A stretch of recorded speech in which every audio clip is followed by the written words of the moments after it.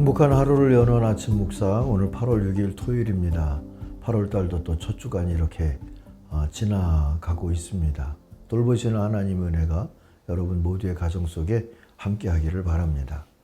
사무엘하 11장을 함께 읽겠습니다.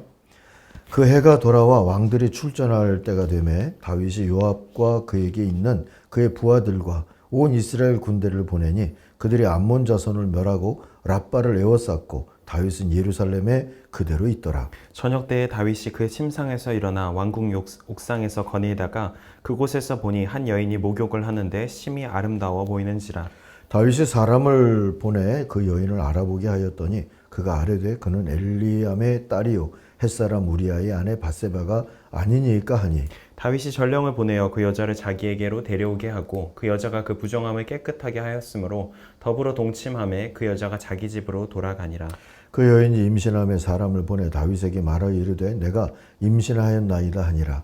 다윗이 요압에게 기별하여 햇사람 우리아를 내게 보내라 하매 요압이 우리아를 다윗에게로 보내니 우리아가 다윗에게 이르매 다윗이 요압의 안부와 군사의 안부와 싸움이 어떠했는지를 묻고, 그가 또 우리아에게 이르되 내 집으로 내려가서 발을 씻으라 하니 우리아가 왕궁에서 나가매 왕의 음식물이 뒤따라가니라. 그러나 우리아는 집으로 내려가지 아니하고 왕궁 문에서 그의 주의 모든 부하들과 더불어 잔지라. 어떤 사람이 다윗에게 아뢰되 우리아가 그의 집으로 내려가지 아니하였나이다. 다윗이 우리아에게 이르되 내가 갈 길에 갔다가 돌아온 것이 아니냐. 어찌하여 내 집으로 내려가지 아니하였느냐 하니, 우리아가 다윗에게 아뢰되 언약궤와 이스라엘과 유다가 야영 중에 있고 내 주 요압과 내 왕의 부하들이 바깥 들에 진치고 있거늘 내가 어찌 내 집으로 가서 먹고 마시고 내 처와 같이 자리이까. 내가 이 일을 행하지 아니하기로 왕의 살아계심과 왕의 혼의 살아계심을 두고 맹세하나이다 하니라. 다윗이 우리아에게 이르되 오늘도 여기 있으라. 내일은 내가 너를 보내리라. 우리아가 그날에 예루살렘에 머무니라. 이튿날 다윗이 그를 불러서 그 앞에서 먹고 마시고 취하게 하니 저녁 때에 그가 나가서 그의 주의 부하들과 더불어 침상에 눕고 그의 집으로 내려가지 아니하니라. 아침이 되매 다윗이 편지를 써서 우리아의 손에 들려 요압에게 보내니 그 편지에 써서 이르기를 너희가 우리아를 맹렬한 싸움에 앞세워두고 너희는 뒤로 물러가서 그로 맞아 죽게 하라 하였더라. 요압이 그 성을 살펴 용사들이 있는 곳에 아는 그곳에 우리아를 두니 그 성 사람들이 나와서 요압과 더불어 싸울 때에 다윗의 부하 중 몇 사람이 엎드러지고 햇사람 우리아도 죽으니라. 요압이 사람을 보내 그 전쟁의 모든 일을 다윗에게 보고할세.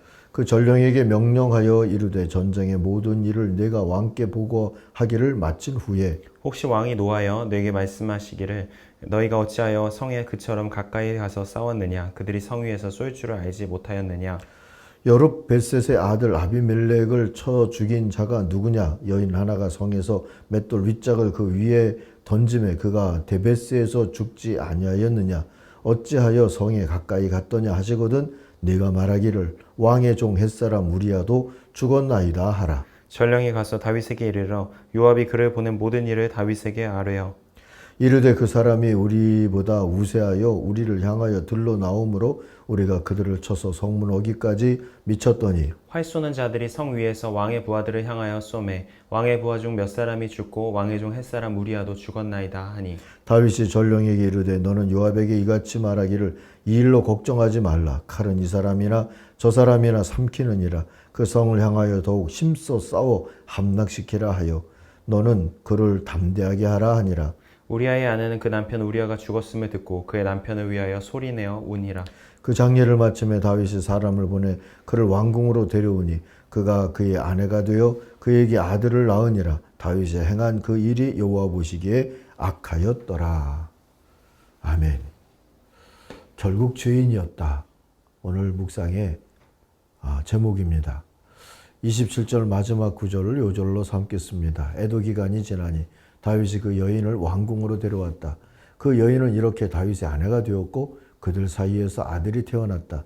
그러나 주님께서 보시기에 다윗이 한 이번 일은 아주 악하였다. 웬만하면 성경이 다윗에 대해 하지 않던 말인데 오늘 본문은 그 말을 분명히 하고 있습니다. 주님 보시기에 다윗이 한 이번 일은 아주 악하였다 하고 말이죠.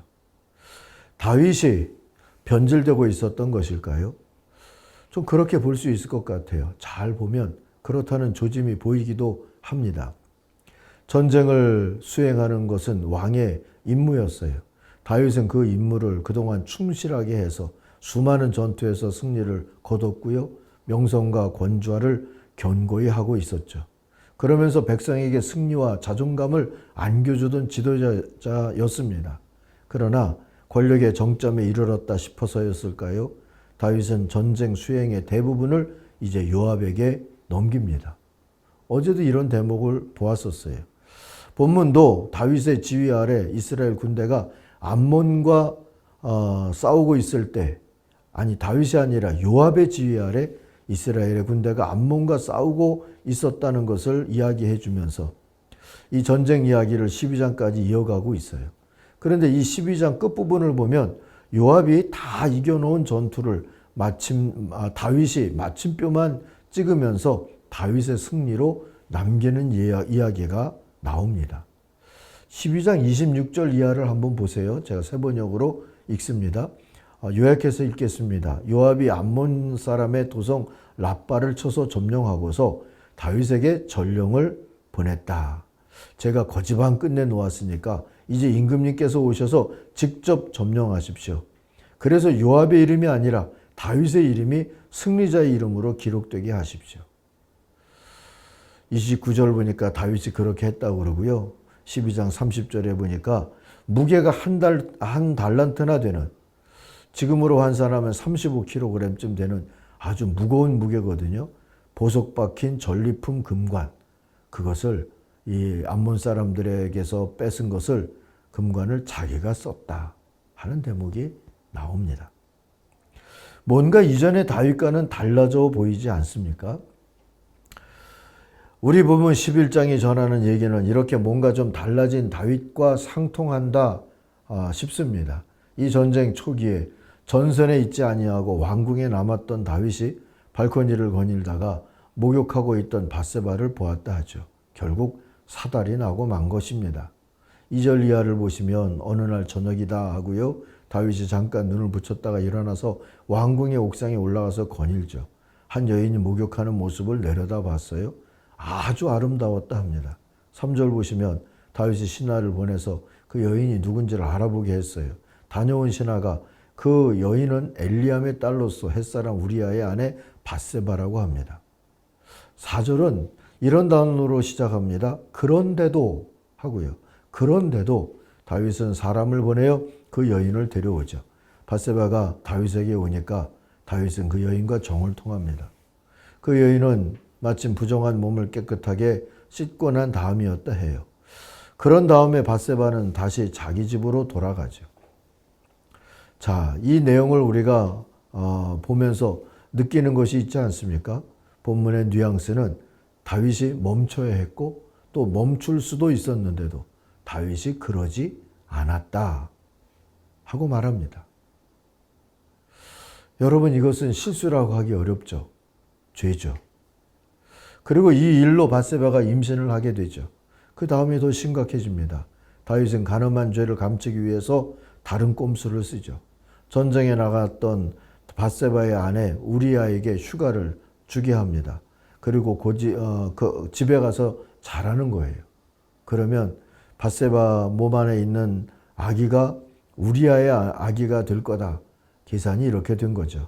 그러나 고지식한 충신 우리아는 왕궁 경호대에 머물다가 그저 전선으로 복귀하게 됩니다.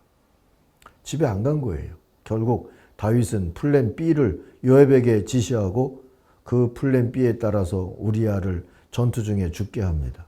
14절 끝부분 이하를 한번 보시면요. 다윗이 요압에게 편지를 써서 우리아의 편에 보냅니다. 사실 잔인하죠. 너희는 우리아를 전투가 가장 치열한 전선으로 앞세우고 나아갔다가 너희만 그의 뒤로 물러나서 그가 맞아서 죽게 해라. 16절 보니까 요압은 충실하게 다윗의 플랜 B를 수행했고요. 우리아는 결국 죽습니다. 이 소식을 듣고 다윗이 했다는 말은 정말 다윗의 말일까 싶을 만큼 파렴치하고 교활하기까지 합니다. 25절 보세요. 그러자 다윗이 전령에게 말하였다. 너는 요압에게 칼은 이 편도 죽이고 저 편도 죽이기 마련이니 이번 일로 조금도 걱정하지 말라고 전하여라. 오히려 그 성을 계속 맹렬히 공격해서 무너뜨리라고 전해서 요압이 용기를 잃지 않도록 해라 하고 말이죠. 자, 그리고는 애도하는 기간이 끝난 후에 다윗은 밧세바를 데려와 합법적인 아내로 삼았다는 겁니다. 27절 후반부를 보시면 오늘 요절이죠. 그 여인은 이렇게 해서 다윗의 아내가 되었고요. 그들 사이에서 아들이 태어나기까지 했어요. 그러나 주님께서 보시기에 다윗이 한 이번 일은 아주 악했습니다. 성군으로 보였던 다윗이지만 결국 이렇게 탐욕에 빠지면 죄를 짓고 마는 한낱 인간일 뿐이라는 걸 성경은 감추지도 포장하지도 않습니다. 오히려 고스란히 드러내서 모든 인생이 예외 없이 죄인이란 점을 확인하죠. 바울이 로마서에서 했던 말 있잖아요. 모든 사람은 죄인이다. 한 명도 빠짐없이 죄인이다. 하고 말이죠.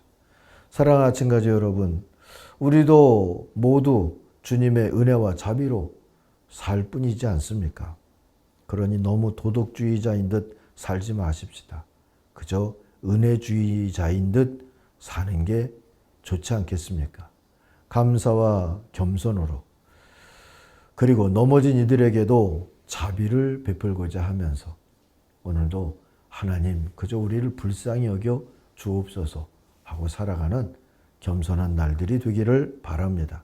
기도하겠습니다. 하나님 아버지, 욕심이 죄를 낳고 죄가 장성하면 사망에 이르게 하는 그 모습을 오늘 다윗을 통해서도 보았습니다. 죄를 감추려 한 그 죄가 또 고스란히 드러나는 것도 보았습니다. 하나님, 우리의 모습인 것을 또 한번 깨닫습니다. 우리를 불쌍히 여겨 주옵소서. 그저 정죄로 분주한 이 사회도 또 불쌍히 여겨 주시옵소서. 하나님의 자비, 하나님의 은혜를 구하면서 겸손하게 오늘도 회개의 걸음을 옮길 줄 아는, 성찰의 걸음을 걸을 줄 아는 우리들이 되게 하여 주옵소서.